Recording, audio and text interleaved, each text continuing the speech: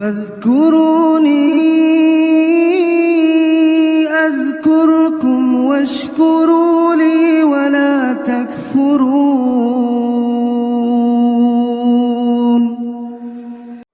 اعوذ باللہ من الشیطان الرجیم، بسم اللہ الرحمن الرحیم۔ السلام علیکم ورحمۃ اللہ وبرکاتہ۔ کیسے ہیں آپ لوگ؟ اللہ کے کرم سے خیریت سے ہوں گے۔ قرآن اور سکون چینل میں آپ لوگوں کو خوش آمدید کہتی ہوں۔ آج میں 71، 72، 73 اور 75، 76 احادیث بیان کروں گی۔ آج کا میرا ٹاپک اسلام میں عورت کا مقام ہے۔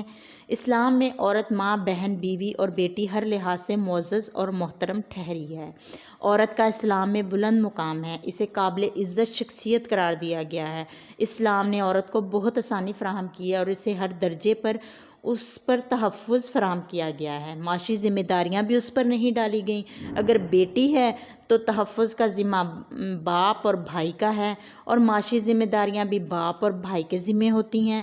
اگر شادی ہو جاتی ہے تو شوہر کی ذمہ داری ہے، وہ اس کے نان نفقے کا ذمہ دار ہوتا ہے، گھر کی چار دیواری میں رہ کر وہ بچے کی تربیت دیتی ہے، اور جب بوڑھی ہو جاتی ہے تو بیٹوں کی ذمہ داری ہوتی ہے۔ اسلام نے ماں کے قدموں تلے جنت رکھتی ہے، اور ماں کی خدمت کرنا اولاد کا فرض ہے۔ لیکن کبھی آپ نے یہ سوچا ہے کہ کیا مغرب ممالک میں عورت کو اتنا تحفظ اور آسانی دی جاتی ہے؟ وہاں عورت معاشی ذمہ داری میں مرد کے ساتھ ہوتی ہے، کہیں آنے جانے کے لیے ہر وقت کوئی دستیاب ہوتا ہے، اور کوئی اپنی ذمہ داری محسوس کرتا ہے کہ ہماری بہن، بیٹی یا بیوی ہماری ذمہ داری ہے۔ گھریلو ذمہ داریاں بھی اسی کے ذمہ ہوتی ہیں اور باہر کی ذمہ داریاں بھی اسی کے ذمہ ہوتی ہیں، یعنی کہ اس کی ذمہ داریاں ڈبل ہو جاتی ہیں۔ تو جو مقام اسلام نے عورت کو دیا ہے وہ اسے اور کہیں نہیں ملا ہے۔ قدر کریں اپنے اس کلچر کی، اپنی تہذیب کی، جس میں عورت کو تحفظ فراہم کیا جاتا ہے، جس میں مرد کی ذمہ داری ہوتی ہے کہ وہ عورت کو تحفظ بھی دے، اس کی معاشی ذمہ داریاں بھی اٹھائے اور اس کے لیے اسے آسانی فراہم کرے۔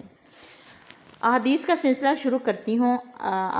لائک، شیئر اور سبسکرائب ضرور کیجیے گا۔ حدیث نمبر 71 اس بارے میں ہے کہ اللہ تعالیٰ جس شخص کے ساتھ بھلائی کرنا چاہتا ہے اسے دین کی سمجھ عنایت فرما دیتا ہے، یعنی کہ جس شخص کو اللہ تعالیٰ پسند کرتا ہے، یا جس شخص کو اللہ تعالیٰ کہتا ہے کہ میں اس کے ساتھ اچھا کروں، اسے دین کی سمجھ عطا کر دیتا ہے۔ ان سے حمید بن عبد الرحمن نے کہا کہ میں نے معاویہ سے سنا کہ وہ خطبے میں فرما رہے تھے کہ میں نے رسول اللہ صلی اللہ علیہ وآلہ وسلم کو یہ فرماتے ہوئے سنا کہ جس شخص کے ساتھ اللہ تعالیٰ بھلائی کا ارادہ کرے اسے دین کی سمجھ عنایت فرما دیتا ہے، اور میں تو محض تقسیم کرنے والا ہوں، دینے والا تو اللہ ہی ہے۔ یہ امت ہمیشہ اللہ کے حکم پر قائم رہے گی، اور جو شخص ان کی مخالفت کرے گا اور انہیں نقصان نہیں پہنچا سکے گا یہاں تک کہ اللہ تعالیٰ کا حکم قیامت آ جائے گی اور یہ عالم فنا ہو جائے گا۔ Narrated معاویہ رضی اللہ تعالیٰ عنہ: I heard Allah Apostle peace be upon him saying, if Allah wants to do good to a person, he makes him comprehend the religion. I am just a distributor, but the grant is from Allah, that this nation will keep on following Allah's teaching strictly, and they will not be harmed by anyone going on a different path till Allah's order is established. حدیث number 72 علم میں سمجھداری سے کام لینے کے بارے میں۔ میں نے عبداللہ بن عمر رضی اللہ تعالیٰ عنہ کے ساتھ مدینے تک رہا۔ میں نے اس حدیث کے سوا ان سے رسول اللہ صلی اللہ علیہ وسلم کی کوئی اور حدیث نہیں سنی۔ وہ کہتے تھے کہ ہم رسول اللہ صلی اللہ علیہ وسلم کی خدمت میں حاضر تھے کہ آپ صلی اللہ علیہ وآلہ وسلم کے پاس کھجور کا ایک گابہ لایا گیا۔ اسے دیکھ کر آپ صلی اللہ علیہ وآلہ وسلم نے فرمایا کہ درختوں میں ایک درخت ایسا ہے، اس کی مثال مسلمانوں کی طرح ہے۔ ابن عمر رضی اللہ تعالیٰ عنہ کہتے ہیں کہ سن کر میں نے ارادہ کیا کہ میں عرض کروں کہ وہ درخت کھجور کا ہے، مگر چونکہ میں سب میں چھوٹا تھا اس لیے خاموش رہا۔ پھر رسول اللہ صلی اللہ علیہ وآلہ وسلم نے خود ہی فرمایا کہ وہ کھجور ہے۔ Narrated ابن عمر رضی اللہ تعالیٰ عنہ: We were with the Prophet, peace be upon him, and a spadix of a date plum tree was brought to him. On that he said, amongst the trees there is a tree which resembles a Muslim. I wanted to say that it was the date plum tree, but as I was the youngest of all, I kept quiet, and then the Prophet, peace be upon him, said, It is the date plum tree. حدیث number 73 علم و حکمت میں رشک کرنے کے بیان کے بارے میں، یعنی کہ اگر کوئی انسان علم و حکمت میں آپ سے زیادہ ہے تو اس پر رشک کرنا چاہیے، نہ کہ حسد کرنا چاہیے۔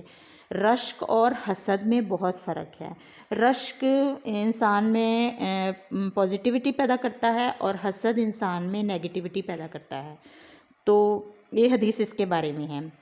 انہوں نے عبداللہ بن مسعود سے سنا، وہ کہتے تھے کہ رسول اللہ صلی اللہ علیہ وآلہ وسلم کا ارشاد ہے کہ حسد صرف دو باتوں میں جائز ہے، ایک تو اس شخص کے بارے میں جسے اللہ نے دولت دی ہو اور وہ اس دولت کو راہ حق میں خرچ کرنے پر بھی قدرت رکھتا ہو، اور ایک اس شخص کے بارے میں جسے اللہ نے حکمت سے نوازا ہو اور وہ اس کے ذریعے سے فیصلہ کرتا ہو اور لوگوں کو اس حکمت کی تعلیم دیتا ہو۔ Narrated Abdullah bin Masud رضی اللہ تعالیٰ عنہ, the Prophet peace be upon him said, do not wish to be like anyone except in two cases. The first is a person whom Allah has given wealth and he spent it righteously. The second is the one whom Allah has given wisdom and he acts according to do it and teach it to others. حدیث number 75 نبی کریم صلی اللہ علیہ وآلہ وسلم کا یہ فرمان کہ اللہ سے قرآن کا علم عطا فرمائی ہو۔ ابن عباس رضی اللہ تعالیٰ عنہ سے روایت ہے کہ انہوں نے فرمایا کہ ایک مرتبہ رسول اللہ صلی اللہ علیہ وآلہ وسلم نے مجھے سینے سے لگا لیا اور دعا دیتے ہوئے فرمایا، اے اللہ اسے علم کتاب قرآن عطا فرمائی ہو۔ Narrated ابن عباس رضی اللہ تعالیٰ once the Prophet peace be upon him embraced me and said, O Allah, bestow on him the knowledge of the book Quran.